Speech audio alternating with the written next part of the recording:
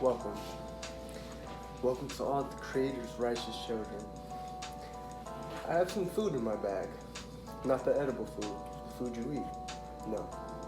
I have some food for thought. Since knowledge is infinite, it has infinitely fell upon me. So, I shall be taking you all into the realm of magical realism. As my incense burns, I will introduce you all to what magical realism is. If you've ever been sick of reality, if you've ever wanted to see more than just what is plain, literature may be the easiest outlet for wanting that change. And for Gabriel Garcia Marquez, it was. Gabriel José de la Concordia Garcia Marquez was born on March 6, 1927, in Aracata, Colombia, and died on April 17, 2014, in Mexico City, Mexico. He is known to be an acclaimed novelist, screenwriter, and journalist. Although he has received the most acclaim from being a novelist, he enjoyed being a journalist far more than he ever did being a novelist. He is considered the pioneer in the Latin American literary boom. This was a period in the late 20th century where Latin American artists from Central America to South America were beginning to be showcased in the modern culture, literature, art, dance, and anything that simply inspires. He was a part of that amazing movement, and his influence is still felt today, for he is now considered the father of magical realism, which is a genre dominantly associated with Latino literary tycoons.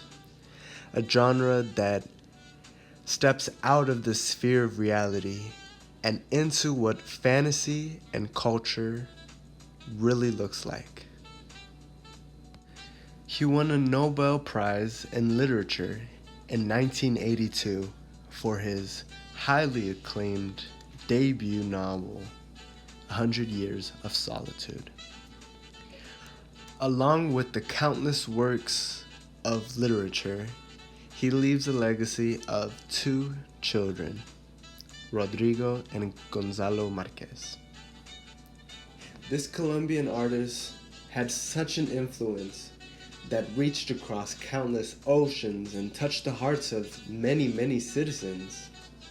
As he is seen on the bottom left corner, he is welcomed by a crowd of Spaniards in Madrid as they scream his name and praise his genius.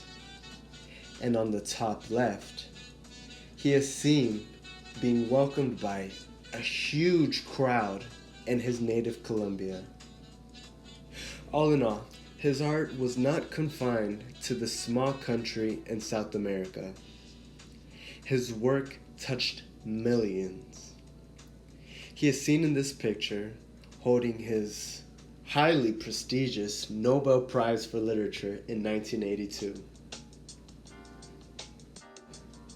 He dedicated that prize to all Latinos. In fact, he titled his speech, "The Solitude in Latin America." He called for the need to showcase such Latino artists in literature, in dance, and all in all, modern culture.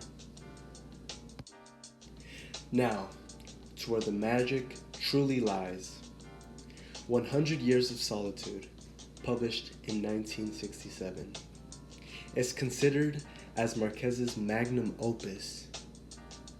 This is truly one of the greatest works of modern literature.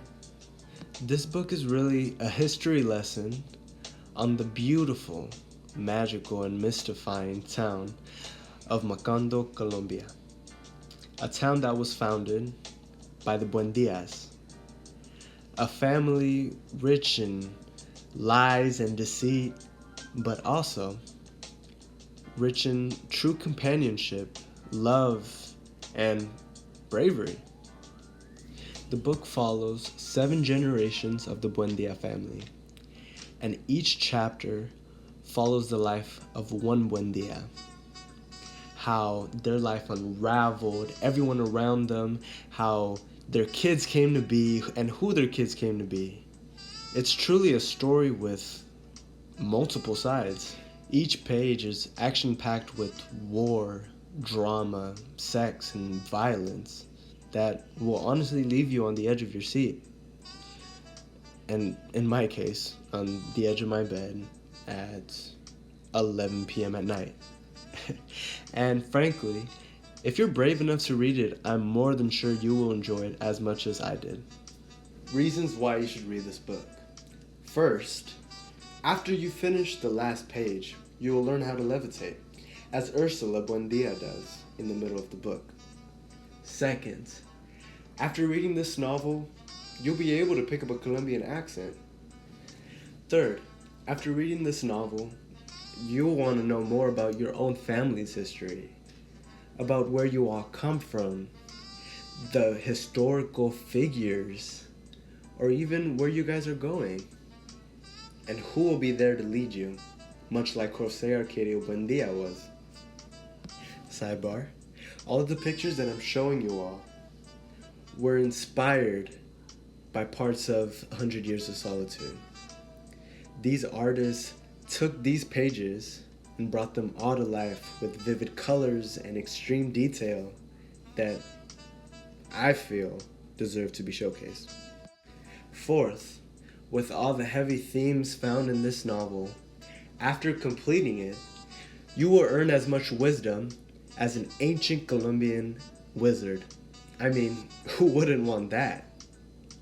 As a matter of fact, if my word, which I am an ancient Colombian wizard, if my word isn't enough, I have a few other testimonies from some big names in today's world of literature to show you guys, to let you all know why 100 Years of Solitude is truly the greatest book of all time.